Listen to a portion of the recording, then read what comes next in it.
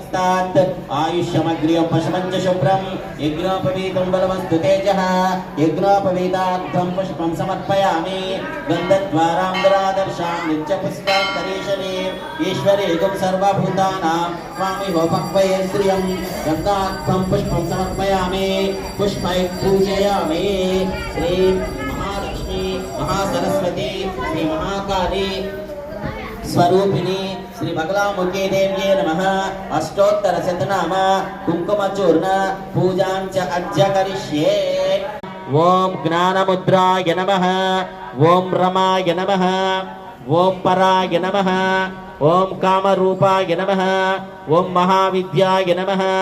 ओम महापातकनाशिन्ये नमः ओम महाश्रेयाय नमः ओम मालिन्ये नमः